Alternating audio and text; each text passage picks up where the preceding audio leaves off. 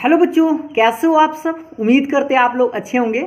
मैं हूं Kumar hero sir और आज मैं आपको बताने वाला हूं एक इम्पॉर्टेंट टॉपिक क्लास 12th का, और उस टॉपिक का नाम है इंटीग्रेशन यानी कि समाकलन। तो इस वीडियो में हम समाकलन से रिलेटेड जो भी हमारा इम्पॉर्टेंट फार्मूला है उन सारे फार्मूलाओं को हम एक एक करके इसी वीडियो में डिस्कस करने वाले हैं। और अक्सर स्टूडेंट फार्मूला जानते हुए भी भूल जाता है, लेकिन हम आपको ऐसा तरीका बताने वाले हैं जिससे कि आप आसानी से हमेशा के लिए फार्मूला याद रख सकते हैं। तो वीडियो के अंत तक आप जरूर बने रहिए ताकि आपको कोई भी फार्मूला मिस ना हो। तो चलिए शुरू करते हैं आज के इस इंपॉर्टेंट वीडियो को। इस वीडियो में सबसे पहले हम लोग बात करेंगे कि इंटीग्रेशन का जो भी हमारा फार्मूला है उस फार्मूला को हम लोग कैसे याद हमेशा के लिए रखें। तो इसके लिए सबसे पहले आपको करना क्या होगा, एकदम शुरुआत से अच्छा से एक एक फार्मूला को समझना होगा। ठीक है, तो पहले तो आप लोगों को डिफरेंशिएशन का फार्मूला याद होना चाहिए, और डिफरेंशिएशन का फार्मूला अगर आप लोग याद कर लिए हैं तब तो आपका इंटीग्रेशन का फार्मूला आसानी से निकाल सकते हैं। और कैसे निकालेंगे यह भी हम आपको बताने वाले हैं। तो सबसे पहले आप जान लीजिए कि इंटीग्रेशन का परिभाषा क्या होता है, इंटीग्रेशन किसे कहते हैं। तो ये देख पा रहे होंगे यहाँ पर कि integration is reverse process of differentiation. एक लाइन में इसको कह सकते हैं कि समाकलन जो है अवकलन का विपरीत प्रक्रिया है। अब विपरीत प्रक्रिया का मतलब क्या होता है, उल्टा आप लोग समझते हैं। तो यहाँ पर जो आप डिफरेंशिएशन जो आप पिछले चैप्टर में पढ़े थे उन सारे फार्मूलाओं को हम लोगों को इसमें ज़रूरत पड़ने वाला है। तो आप एक बार डिफरेंशिएशन का फार्मूला ज़रूर देख लीजिए। ठीक है, वो भी आपको यूट्यूब पर मेरे चैनल पर मिल जाएगा। तो देखिए, सबसे पहले तो ये आप लोग समझ गए कि समाकलन क्या होता है। तो अवकलन का विपरीत प्रक्रिया है। अब विपरीत कहने का मतलब उल्टा, जैसे देख सकते हैं यहाँ पर। इसका अर्थात इस तरह से हम समझ सकते हैं कि d/dx अगर fx प्लस c का डिफरेंशिएशन किया जाए तो मान लीजिए कि स्मॉल fx आता है। ये कौन सा है, कैपिटल fx है। ठीक है, और मान लीजिए कि कैपिटल fx प्लस c का डिफरेंशिएशन करने के बाद स्मॉल fx आता है। तो इंटीग्रेशन के परिभाषा के अनुसार हम लोग क्या कह सकते हैं कि fx का इंटीग्रेशन करेंगे तो हमको रिजल्ट कौन सा मिलेगा, fx प्लस c मिलेगा। इसी को हम इस तरह से इंटीग्रेशन में लिखते हैं। ये इंटीग्रेशन का साइन है। किसका साइन है बुआ सर, इंटीग्रेशन का। इंटीग्रेशन fx dx बराबर कितना लिखेंगे, ये वाला मान लिख देंगे, तो fx प्लस c। ठीक है, और याद रखिएगा एक बात कि इंटीग्रेशन दो तरह के होते हैं, एक डिफिनिट होता है और एक इनडिफिनिट होता है, यानी कि एक अनिश्चित होता है और एक निश्चित होता है। तो अभी हम जो भी आपको फॉर्मूला बताने वाले हैं पहले वह अनिश्चित समाकलन होगा। तो अनिश्चित समाकलन में आपको c जोड़ना अनिवार्य होता है। ठीक है, तो अंत में आप लोगों को हर हाल में क्या जोड़ना है, c जोड़ना है। चलिए, तो अब हम लोग क्या करते हैं कि फार्मूला कैसे बनाते हैं इस बात को हम लोग समझते हैं। तो जैसे यहाँ पर आप देख पा रहे होंगे, देखिए ध्यान से कि एक साइड लिखा गया है डिफरेंशिएशन और दूसरा तरफ लिखा गया है इंटीग्रेशन। तो पहला तरफ डिफरेंशिएशन मतलब अवकलन का फार्मूला आप लोगों को याद होना चाहिए, और दूसरा तरफ हम लोग कैसे इंटीग्रेशन का फार्मूला बनाते हैं डिफरेंशिएशन के मदद से। अगर आपको बनाना आ जाए तो आप हमेशा के लिए याद रख सकते हैं। जैसे देखिए, पहला नंबर फार्मूला है d/dx x to the power n plus 1 बटा n प्लस 1। अगर आप इसका डिफरेंशिएशन करके देखिएगा तो कितना आएगा, x to the power n आएगा। अब आप सोचिए, अभी आपको समाकलन का परिभाषा बताया गया कि अगर इसका डिफरेंशिएशन करते हैं तो अगर x के पावर n आए तो x के पावर n का इंटीग्रेशन करेंगे तो कितना मिलेगा, उल्टा। तो इस तरह से आप लिख सकते हैं x के पावर n का इंटीग्रेशन क्या होगा, x के पावर n प्लस 1 बटा n प्लस 1, और प्लस में आपको हर हाल में क्या जोड़ देना है, c जोड़ देना है। और जहां पर आप याद रखिएगा कि n का जो मान है वो -1 नहीं होगा। ठीक है, -1 क्यों नहीं होगा, क्योंकि यहाँ -1 प्लस 1 मिलजुल के कितना 0, और नीचा में 0 रहेगा तो अपरिभाषित हो जाएगा। इसीलिए यहाँ पर कहा गया है कि n का मान -1 नहीं लेना है। ठीक, अच्छा, तो ये तो फॉर्मूला समझ गए पहला कि x के पावर n dx का क्या होता है, x के पावर n प्लस 1 बटा n प्लस 1 प्लस c, ये इंटीग्रेशन के लिए। ठीक है, अब दूसरा फॉर्मूला देखिएगा। आप जानते हैं कि x का डिफरेंशिएशन क्या होता है, 1 होता है। तो आप इसी को उल्टा करके लिख दीजिए, तो 1 का इंटीग्रेशन क्या होगा, x होगा, और प्लस में आप तो समझ ही रहे हैं कि आपको क्या जोड़ना है, c जोड़ना है। उसी तरह से याद कीजिए कि कांस्टेंट का डिफरेंशिएशन क्या होता था, जीरो होता था। तो अब आप बताइए कि जीरो का इंटीग्रेशन क्या होगा, कांस्टेंट होगा। उल्टा, बस आपको उल्टा लिखना है, क्योंकि आपको परिभाषा में ही बताया गया कि विपरीत प्रक्रिया है। तो बस जैसे देखिए एक्स का 1 होता है तो 1 का क्या होगा, एक्स होगा। कांस्टेंट का 0 होता था तो 0 का क्या होगा, कांस्टेंट होगा। ये समझ में आ गया होगा ना। अब और फार्मूला कुछ देखते हैं, जैसे आप ट्रिगोनोमेट्री में आ जाइए। जैसे आप यहाँ पर देख पा रहे होंगे, देख लीजिए ट्रिगोनोमेट्री का, कि जैसे साइन का डिफरेंशिएशन आप जानते थे कि कॉस होता है। साइन का डिफरेंशिएशन क्या होता है, कॉस होता है। तो अब इसी को अगर इंटीग्रेशन में लिखना चाहे तो कैसे लिखेंगे कि कॉस का इंटीग्रेशन क्या मिलेगा, साइन मिलेगा। यहाँ पर आप फार्मूला मत सोचिएगा, बस आप डिफरेंशिएशन का यहाँ जो फार्मूला आपको दिखाई दे रहा है वही रहेगा, और इसको आप उलट दीजिएगा तो आपका इंटीग्रेशन का फार्मूला बनते जाएगा। जैसे देखिए साइन का कॉस होता था, तो अब आप बताइए कॉस किसका डिफरेंशिएशन है, साइन का। तो आप साइन एक्स प्लस सी लिख दीजिए, ठीक है, प्लस सी आपको जोड़ना है। उसी तरह से देखिए कॉस का डिफरेंशिएशन क्या होता है, माइनस साइन एक्स होता है। तो आप याद रखिए ये जो माइनस है ना, माइनस हम ना लिख के यहाँ पर सिर्फ साइन एक्स लिखे हैं। अगर साइन का डिफरेंशिएशन करें तो ये जो माइनस आपको इधर दिखाई दे रहा है इसको आप इधर भेज दीजिएगा। तो सोचिए अगर हम साइन सिर्फ लिखे हैं तो ये वाला माइनस किधर जाएगा, इधर। तो हम क्या लिखेंगे, साइन का इंटीग्रेशन करेंगे तो माइनस कॉस एक्स, और प्लस में क्या जोड़ेंगे, सी, ठीक है। उसी तरह से tan का डिफरेंशिएशन आप जानते हैं कि सेक स्क्वायर एक्स होता है। तो अब आप बताइए कि सेक स्क्वायर एक्स का किसका डिफरेंशिएशन होता है, तो tan एक्स का। तो अगर हम इसको इंटीग्रेशन में लिखना चाहें तो इस तरह से लिखेंगे कि सेक स्क्वायर एक्स का इंटीग्रेशन क्या होगा, tan एक्स, और प्लस में तो सी आप जोड़ ही सकते हैं, ठीक है। और अगला देखिएगा कॉट एक्स का डिफरेंशिएशन क्या होता है, माइनस कॉसेक स्क्वायर एक्स। ये याद है ना, कॉट एक्स का डिफरेंशिएशन क्या होता है, माइनस कॉसेक स्क्वायर एक्स। तो अब आप सोचिए कि कॉसेक स्क्वायर एक्स का अगर आप इंटीग्रेशन कीजिएगा तो ये जो माइनस है ना, माइनस इधर भेज दीजिएगा। तो इसका आंसर क्या लिखिएगा, माइनस कॉट एक्स, और प्लस में सी तो आप जोड़ेंगे ही, ठीक है।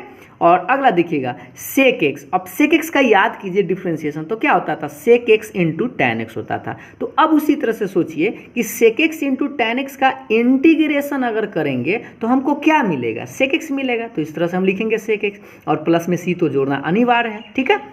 अब ये लास्ट इसका देख लीजिएगा ट्रिगोनोमेट्री का कि कॉसेक एक्स। तो अब याद कीजिए कॉसेक एक्स का डिफरेंशिएशन क्या होता है, minus cosec x into cot x होता है। ये डिफरेंशिएशन बता रहा है अभी। अब इसी को हम इंटीग्रेशन में कन्वर्ट करते हैं तो हम क्या लिखेंगे, integration of cosec x into cot x. तो सोचिए हम यहाँ माइनस था, माइनस तो हम नहीं लिखे, तो क्या कीजिए इस माइनस को आप इधर भेज दीजिए। तो cosec x into cot x d x का इंटीग्रेशन अगर हम करना चाहे तो क्या लिखेंगे, इस वाला माइनस को इधर लाएंगे तो क्या लिखेंगे, माइनस कॉसेक एक्स प्लस सी।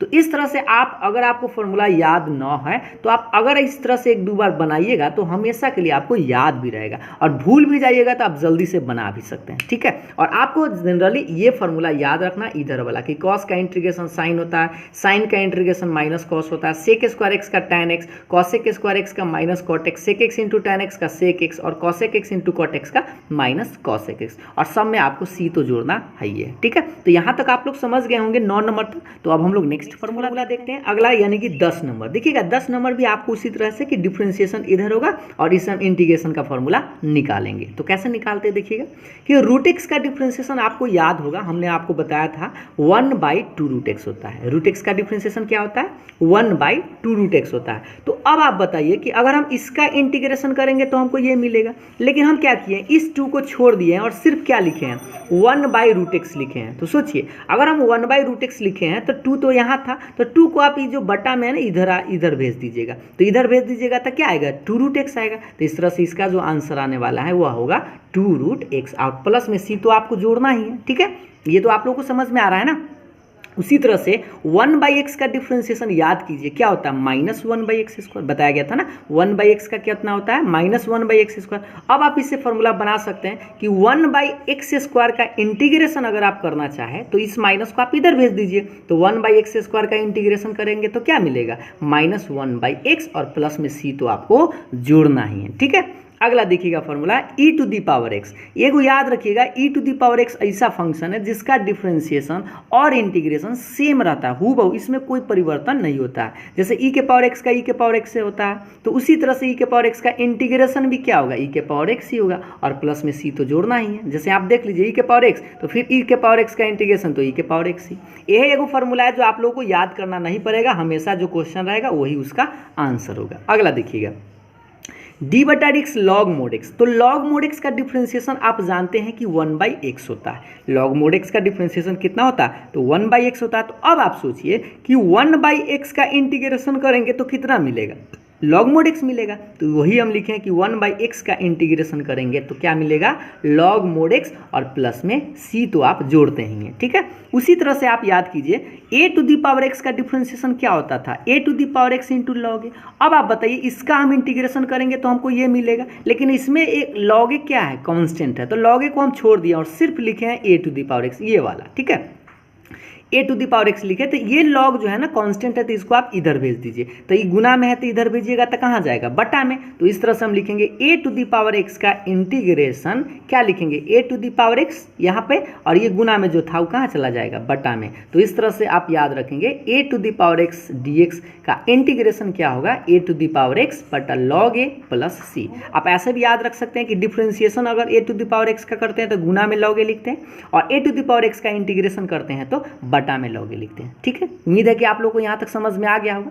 तो चलिए अब हम लोग नेक्स्ट फार्मूला देखते हैं। ये रहा आप लोग के सामने नेक्स्ट फार्मूला, यानी कि 15 नंबर से, ठीक है। तो 15 नंबर से आपको हम बताते हैं inverse trigonometric function. Inverse trigonometric function आपको याद होगा differentiation sine inverse x, cos inverse x, tan inverse x, cot inverse x, sec inverse x, और एक है लास्ट आपका कॉस एक इनवर्स एक्स, ठीक है। तो चलिए एक एक कर इस सारे फॉर्मूला को समझते हैं कि कैसे हम लोग बनाते हैं।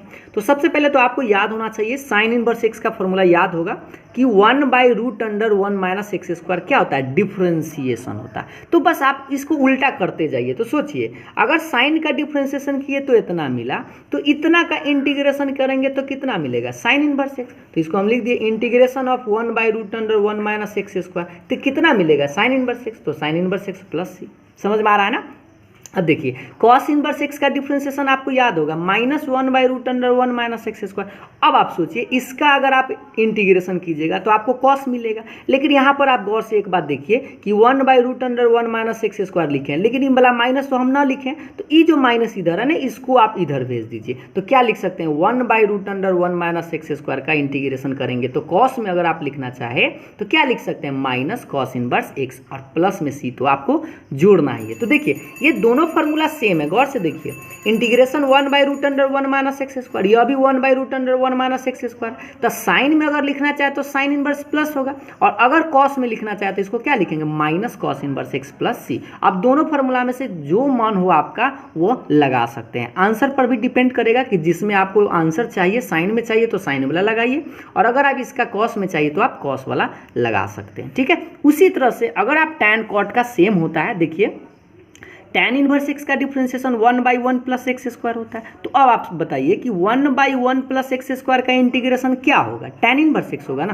तो हम लिख दिए टैन इनवर्स एक्स प्लस सी। उसी तरह से सोचिए कॉट इनवर्स एक्स का डिफरेंशिएशन आपको याद होगा -1/1 + x² होता है। तो 1/1 + x² लिखे, हम माइनस नहीं लिखे, तो इस माइनस को क्या करें? इधर भेज देते हैं। तो हम लिख देंगे इस तरह से कि 1/1 + x² dx बराबर minus cot inverse X plus C. अब ये फॉर्मूला दोनों देख सकते हैं, दोनों सेम है। तो आप टैन में चाहे तो प्लस में टैन लिखिएगा, और इसका अगर कॉट में लिखना चाहे तो minus cot inverse X plus C लिख सकते हैं, ठीक है। ये दोनों फॉर्मूला इस तरह से सेम तर करके आप याद रखेंगे।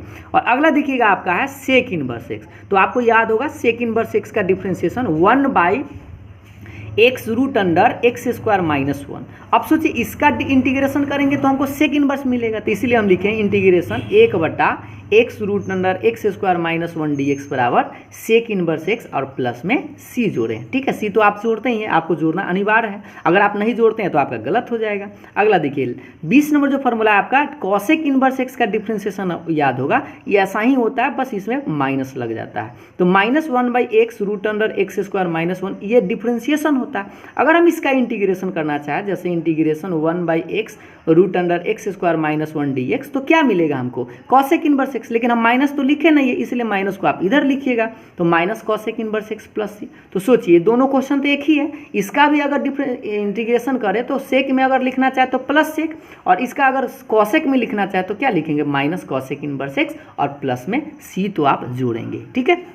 तो ये रहा आप लोगों को इन्वर्स वाला कि 6 गो फॉर्मूला। अब हम लोग आगे बढ़ते हैं, फॉर्मूला को देखते हैं।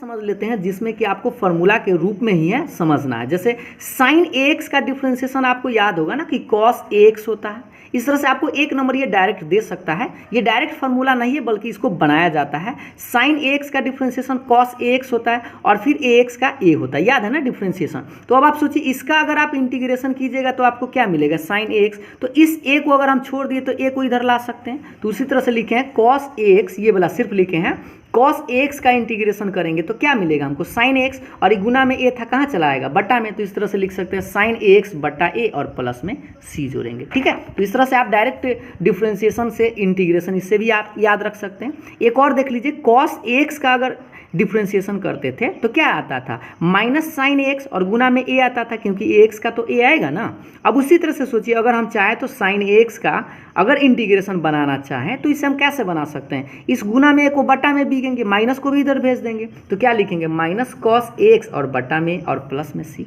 तो इस तरह से अगर आप फॉर्मूला बना कर लिखते हैं ना तो आपको हमेशा के लिए याद रह सकता है। तो आप फॉर्मूला को बनाने का प्रयास कीजिएगा और खुद से एक बार ज़रूर बनाइएगा। ठीक है, तो चलिए अब हम लोग अगला फॉर्मूला की तरफ देखते हैं। जो आप लोगों का फॉर्मूला है वह है 7.2 से रिलेटेड, आप याद रखेंगे इसको। जैसे tan का डिफरेंशिएशन, tan जो है किसी का डिफरेंशिएशन नहीं होता, cot भी किसी का डिफरेंशिएशन नहीं होता, sec भी किसी का डिफरेंशिएशन नहीं होता और cosec भी नहीं होता। तो इसका भाई हम इंटीग्रेशन निकालते हैं कैसे हैं, तो देख लीजिए। इसका हम आपको जब थ्योरी के क्लास में हम आपको पढ़ाएंगे तो इसको प्रूफ भी करके बताएंगे। ठीक है, यहाँ पर बस आप जान लीजिए कि फॉर्मूला क्या क्या होता है। तो tan x का इंटीग्रेशन होगा, दो फॉर्मूला होता है, एक तो minus log mod cos x plus C होता है, और अगर इस माइनस को हटाते हैं तो एक ऐसे लिख सकते हैं log mod sec x plus C. यानी कि आप इस तरह से याद रखेंगे कि tan का दो फॉर्मूला होता है, एक कॉस के रूप में और एक सेक के रूप में। अगर कॉस में लिखना चाहते हैं तो minus log mod cos x plus c, और सेक के रूप में लिखिएगा तो log mod sec x plus c. ठीक है, कॉट एक्स का एक ही फॉर्मूला होता है, log mod sine x plus c, बस एगो। कॉट एक्स का कितना होता है, log mod sine x plus सी।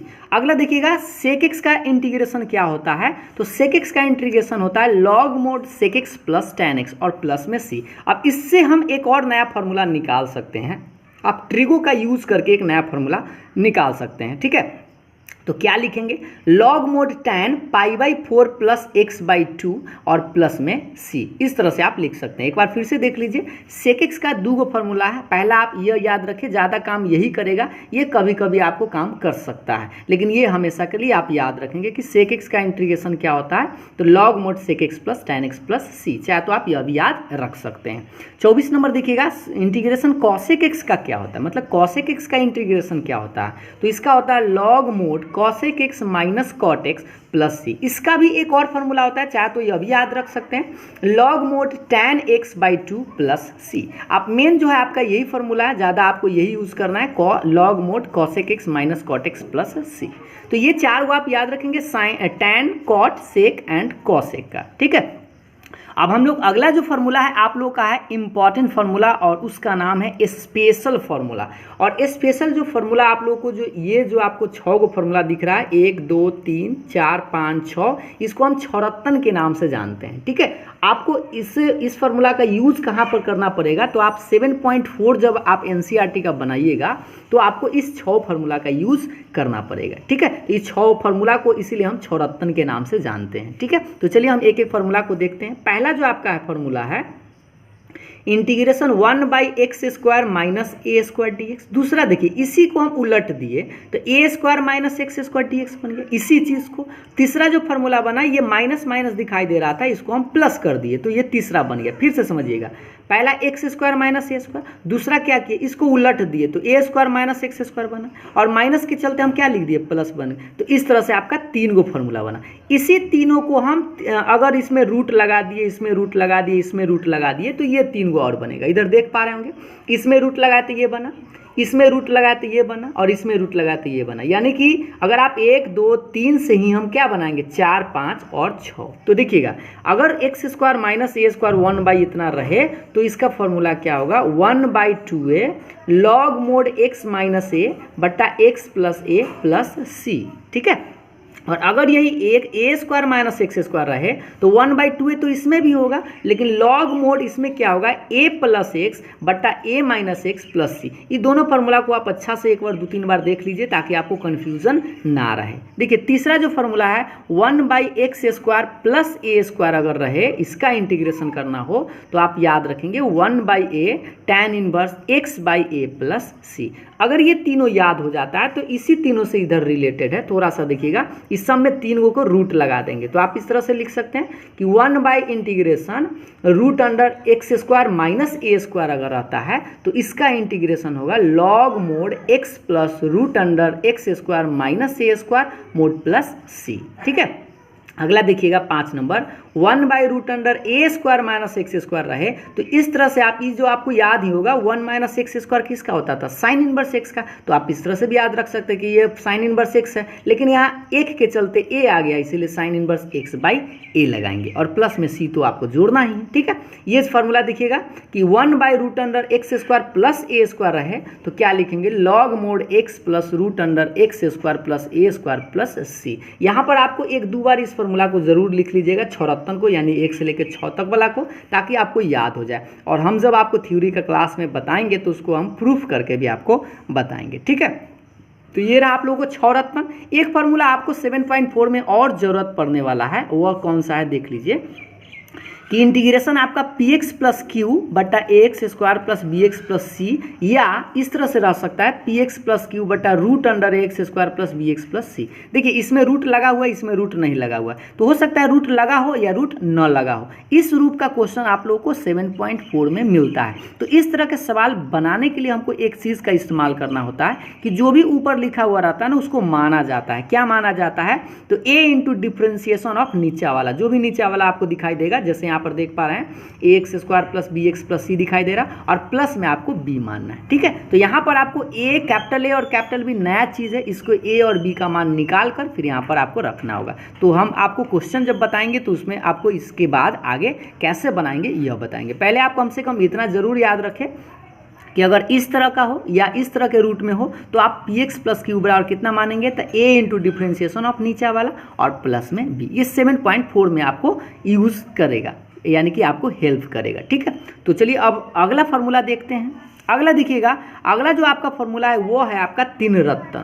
3 रत्न इसलिए बोले क्योंकि यह 3 को फार्मूला है, 7 नंबर, 8 नंबर और 9 नंबर। ये जो आपको काम करने वाला है वो है 7.7 में काम करेगा। ठीक है, ये कौन सा एक्सरसाइज में काम करेगा, 7.7 में काम करेगा। अब आप सोच रहे होंगे सर 7.56 कहाँ गया, तो आने वाला है। ठीक है, ये साथ में आप याद रख लीजिएगा, ये 6 रत्न जो आपको बताए थे उसी में 3 रत्न यानी कि 3 गो और, तो इसको अगर पूरा मिला दे तो 9 रत्न हम बोल सकते हैं इसको। ठीक है, ये देखिए 3 रत्न में root under x square minus a square हो, रूट अंडर इसी को उलट दिए तो a square minus x square हो, और इसी को माइनस के चलते क्या कर दिए, प्लस कर दिए। तो इस तरह से तीनों क्वेश्चन तो आपको समझ में आ गया कि पहला x square minus a square, दूसरा ए स्क्वायर माइनस एक्स स्क्वायर, तीसरा x square plus a square. तो देखिए इस फार्मूला को आप थोड़ा सा याद अच्छा से करना होगा लिख कर कि x square minus a square रहे तो इसको हम क्या लिखते हैं, x/2 root under x square minus a square minus a square by 2 log mod x plus root under x square minus a square plus c. देखिए यहाँ जो आप, ये तो सेम चीज़ है,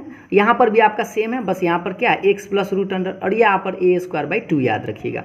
ये देखिए इसी का अगला फार्मूला है, इसी से हम उलट दिए हैं तो नया फार्मूला बना है कि x/2, ये तो सेम चीज़ है, ये जो यहाँ रहेगा वही लिख दीजिएगा और प्लस इसमें दीजिएगा, और ए स्क्वायर माइनस एक्स स्क्वायर याद कीजिए कि रूट अंडर, इसमें आप जो याद कीजिए यहाँ पर ए स्क्वायर माइनस एक्स स्क्वायर का क्या होता था, साइन इनवर्स एक्स, तो बस आपको इसमें ऐड कर देना है a square by 2 sine inverse x by a और प्लस में आपको क्या जोड़ना है, सी। ठीक है, तो यहाँ तक आप समझ गए होंगे। लास्ट इसका देख लीजिए integration x square plus a square अगर है प्लस में, तो ये तो आप सेम लिखिएगा पहले x/2, देखिए सब में x/2 लिखना है और जो यहाँ है वो पहला लिखना है। तो पहला तो ये आप लिख ही पाएंगे, दूसरा में आपको ए स्क्वायर बाई 2 सब में ए स्क्वायर बाई 2 लगाना है। उसके बाद देख लीजिए तो log mod x plus root under x square plus a square plus c. देखिए ये जो फार्मूला है और ये सेम ही है, यहाँ पर देख सकते हैं लॉग मोड एक्स प्लस में था, यहाँ पर माइनस था तो माइनस और यहाँ पर प्लस है तो प्लस रहेगा। ठीक, और बाकी सब इसमें तो जो रहता है वही है। तो इस तरह से भी आप याद कर सकते हैं, एक दो बार लिखकर भी प्रैक्टिस जरूर करिएगा, ठीक है।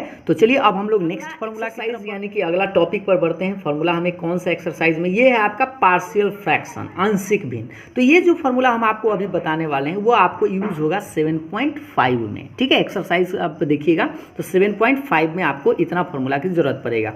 इसको पार्शियल फ्रैक्शन इस रूप में आपका क्वेश्चन दिखाई देगा, px प्लस क्यू बटा एक्स माइनस ए इंटू एक्स माइनस बी। तो नीचे गौर से देखिए दो गो ब्रैकेट है, तो दो गो ब्रैकेट अगर रहे तो आप इसको इस तरह से लिखिएगा, ए बटा पहला ब्रैकेट प्लस बी बटा दूसरा। जैसे एक्स माइनस ए पहला लिखे, फिर क्या लिखे, एक्स माइनस बी दूसरा।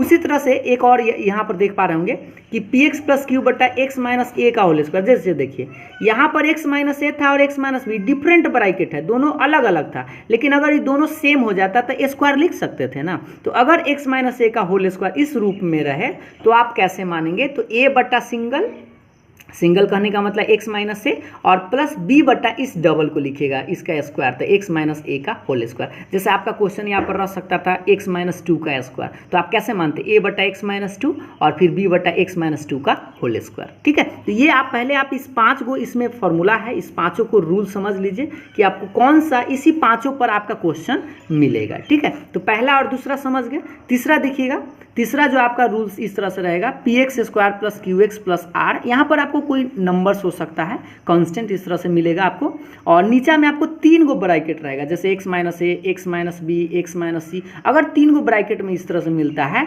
तब क्या कीजिएगा, ए बटा पहला प्लस बी बटा दूसरा प्लस सी बटा तीसरा। ये तो आराम से मान सकते हैं, देख लीजिए एक बार अच्छा से, ए गो, दो गो, तीन गो ब्रैकेट है, तो ए बटा पहला प्लस बी बटा दूसरा प्लस सी बटा तीसरा, ठीक। चौथा नंबर देखिएगा, चौथा और पांचवा देखना आपको। चौथा देखिएगा P x square plus Q x plus are बटा, यहाँ पर देखिए इसमें 3 गो ब्रैकेट था, इसमें भी 3 गो है, लेकिन गौर से देखिए एक्स माइनस ए का होल स्क्वायर है, मतलब 2 गो सेम हो गया, इसलिए इसको स्क्वायर कर दिया गया। तो अगर ऐसा आपको दिखे, इस रूप का क्वेश्चन अगर आपको दिखता है 7.5 में, तब आप क्या कीजिएगा, ए बटा पहले सिंगल लिखिएगा, सिंगल करने का मतलब एक्स माइनस ए, प्लस बी बटा इसका स्क्वायर लिखिएगा, एक्स माइनस ए का स्क्वायर, और प्लस सी बटा तीसरा लिख दीजिएगा, ठीक है। सी बटा तीसरा आपको दिखाई दे रहा है, एक्स माइनस बी है। तो देखिए इसमें भी 3 गो ब्रैकेट है, लेकिन आप ऐसा नहीं समझिएगा कि 2 गो, 3 गो है।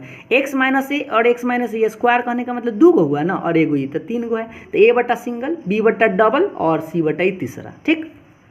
लास्ट जो आपका सबसे ज़्यादा इंपॉर्टेंट है वो है p x square plus Q x plus are बटा एक्स माइनस ए, और एक द्विघात रहेगा जिसका फैक्टर किया जाना पॉसिबल नहीं है। यहाँ जो आपको दिखाई दे रहा है x square plus b x plus c, इसका फैक्टर नहीं होगा, गुणनखंड नहीं हो सकता है। और अगर इस तरह का आपको प्रश्न मिलता है क्वेश्चन में कि एक्स माइनस ए और एगो यहाँ पर द्विघात ब्रैकेट में, तब आप क्या कीजिएगा, तो ए बटा सिंगल यहाँ पर वाला लिख दीजिएगा पहले, या जैसे आप मान लीजिए यहाँ रहता है एक्स माइनस 2 तो लिख देते एक्स माइनस 2, और प्लस क्या लिखते हैं बी एक्स प्लस सी। अब बटा में यहाँ पर जो भी आपका ब्रैकेट हो, जो फैक्टर न संभव हो तो उसको आप यहाँ लिखेंगे, तो x square plus b x plus c. जहाँ पर ये बात जरूर याद रखिएगा कि इसका फैक्टर संभव नहीं है। अगर मान लीजिए फैक्टर संभव है तो पहले आप उसको फैक्टर कर लीजिएगा, और यही आपको 1 से लेकर 5 तक में कोई ना कोई रूप पर मिल जाएगा 7.5 में।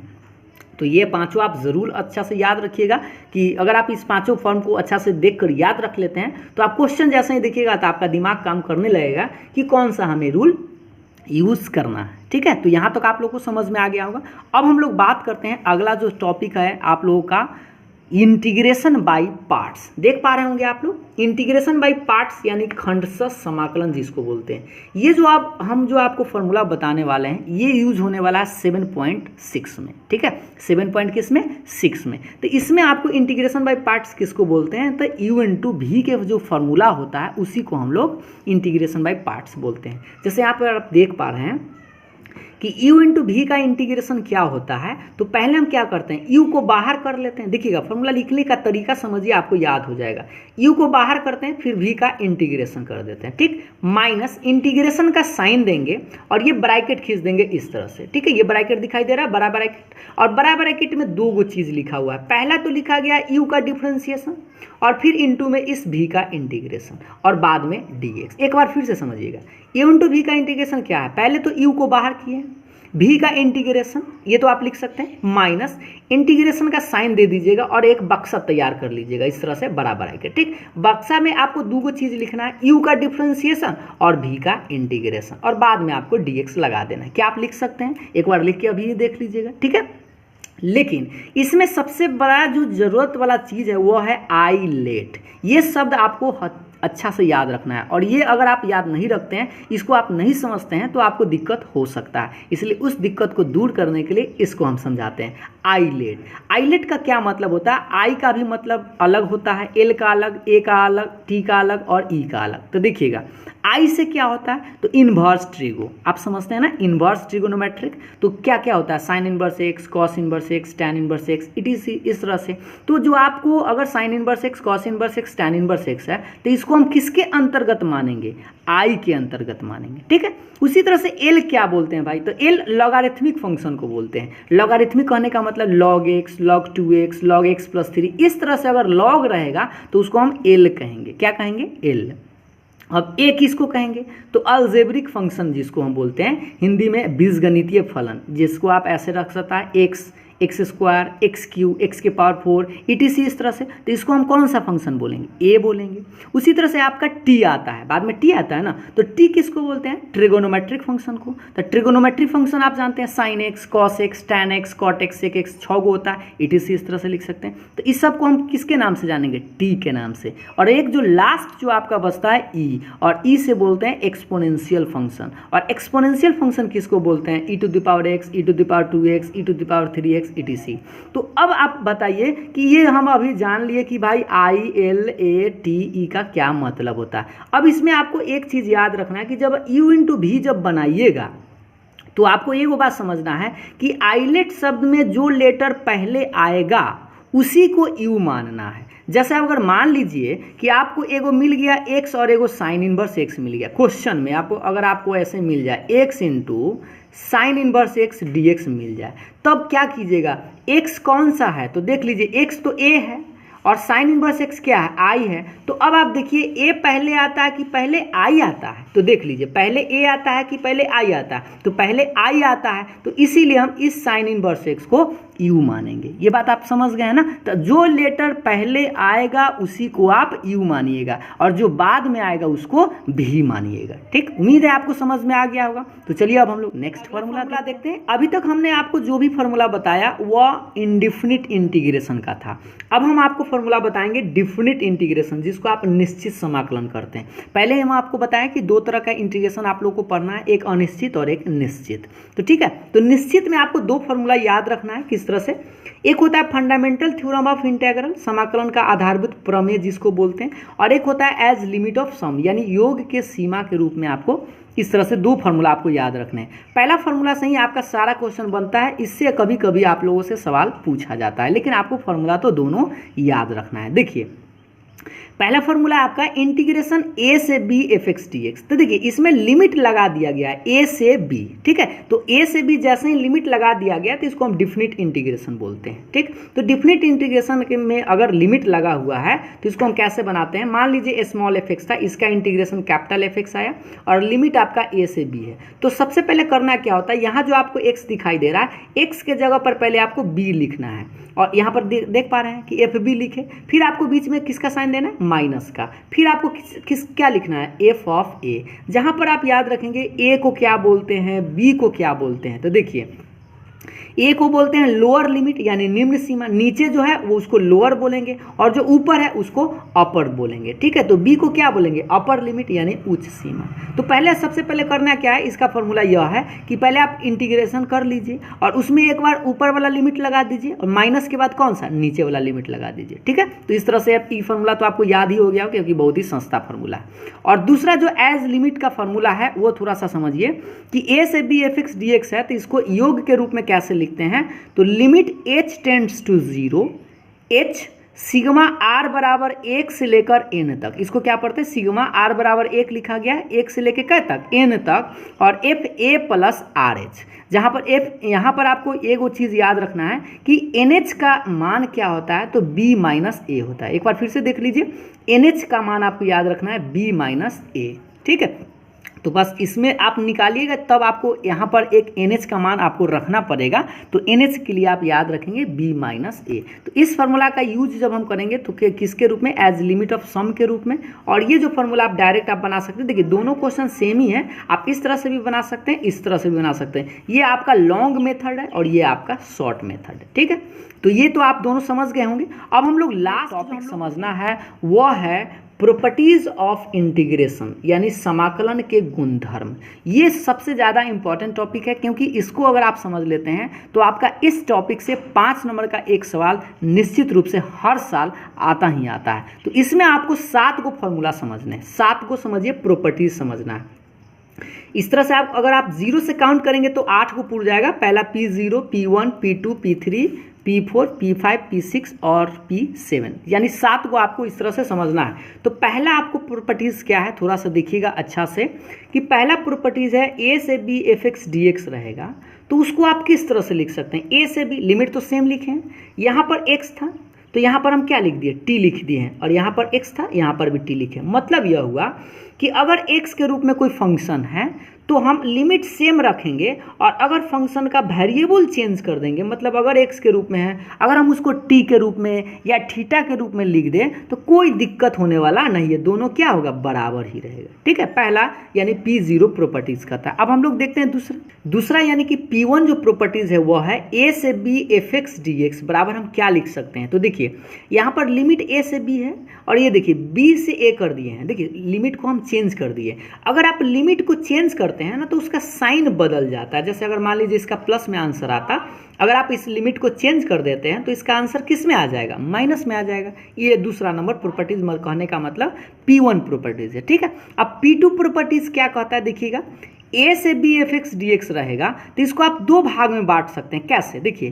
पहला भाग आप कहाँ से कहाँ तक देख लीजिएगा, A से C, और दूसरा भाग कहाँ, C से B। इस बात को ऐसे समझ लीजिए, मान लीजिए यहाँ A है, यहाँ पर आपका B है और यहाँ पर C है, तो इस पूरे A से B पार्ट को आप लिख सकते हैं ना, A से पहले C और फिर C से B, तो वही चीज़ लिखा गया है, A से C fx dx प्लस फिर क्या लिखा गया, C से B। तो देखिए C से B fx dx, मतलब A से B fx dx को आप 2 भाग में कर सकते हैं, A से C fx dx, दूसरा C से B fx dx। ये समझ गए, जहाँ पर C का जो मान होगा A और B के बीच में होगा, ठीक।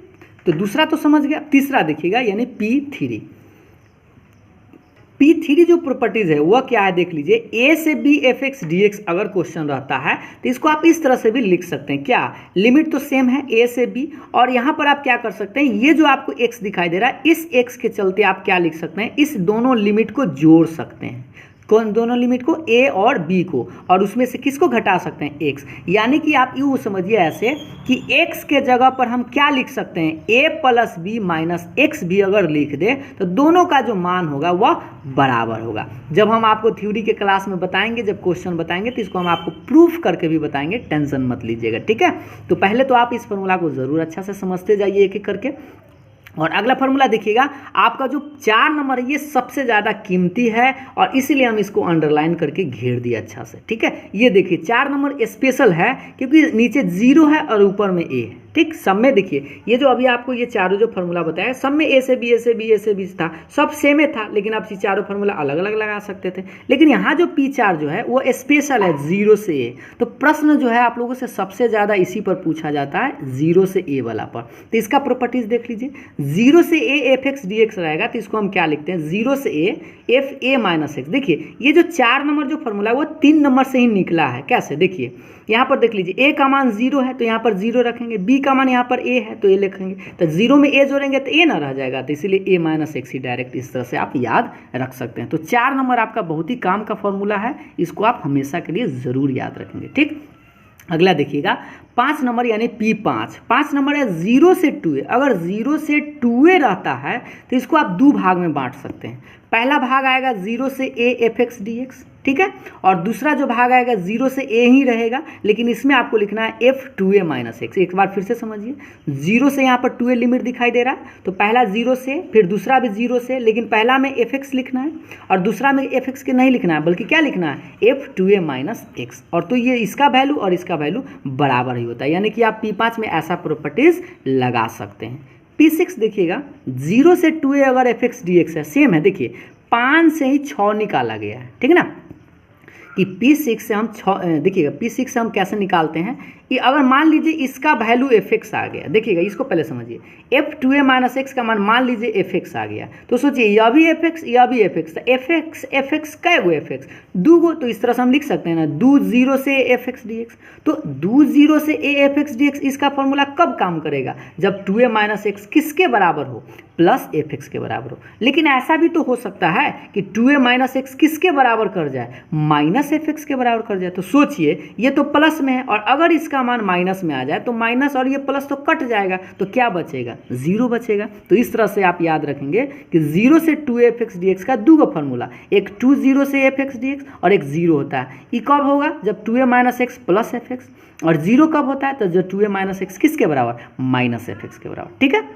अगला जो लास्ट आपका सबसे ज़्यादा इंपॉर्टेंट एक नंबरिया सवाल तो इसी से पूछा जाता है, यानी एक नंबर का जो सवाल होता है इससे हर साल पूछा ही जाता है, इसको आप लोग समझते हैं, अच्छा से देखिएगा ध्यान से, -a से a रहेगा, इसका लिमिट सेम है, देखिएगा ध्यान से, दोनों लिमिट सेम है, बस एगो माइनस में रहेगा और एगो कथी में रहेगा, प्लस में रहेगा, तो इसका भी दो फॉर्मूला काम करेगा, एक 2 0 से a, ध्यान दीजिएगा, 2 0 से fx dx लगाएंगे और इसी का मान 0 भी लिखेंगे, तो 2 को कब होगा, 2 0 से fx कब होगा, जब f माइनस एक्स रखेंगे और निकल के आएगा प्लस fx, यानी कि जिसको हम इवन फंक्शन के नाम से जानते हैं, यानी सम फलन बोलते हैं। तो ये ध्यान दीजिएगा, सम फलन किसको बोलते हैं, अगर f माइनस एक्स रखते हैं और अगर वो प्लस में निकल जाए तो उसको हम सम बोलते हैं। अगर सम फलन होता है तो इसका जो वैल्यू होगा वो क्या हो जाएगा, 2 0 से a fx dx हो जाएगा, ठीक है। लेकिन अगर मान लीजिए कि यह विषम फलन है, जैसे f minus x minus fx के बराबर कर जाए तो इसी का वैल्यू जो है 0 हो जाएगा। अब 0 कब होगा, तो ऑड फंक्शन या जिसको आप विषम फलन बोलते हैं, यानी कि f माइनस एक्स किसके बराबर हो जाए, माइनस fx को। तो इसको हम कैसे याद रखेंगे, तो याद रखिएगा इसका दो फॉर्मूला, पहला तो 2 0 से a हो जाएगा, कब, जब f माइनस एक्स fx के बराबर हो जाए, और इसी का मान 0 होगा कब, जब f minus x minus fx के बराबर हो। तो इस तरह से हमने आपको इंटीग्रेशन में जो भी यूज होने वाला फॉर्मूला है सारे फार्मूलाओं को हम एक एक कर आपको समझाने का प्रयास किए हैं। तो इस वीडियो को बनाने में हम लोगों को मेहनत भी बहुत लगा है।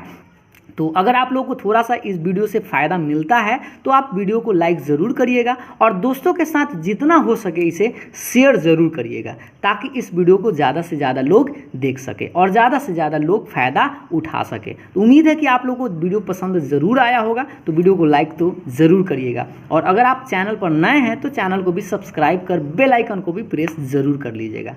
तो फिर मिलते हैं हम लोग नेक्स्ट टॉपिक के साथ, तब तक के लिए बाय बाय, थैंक यू।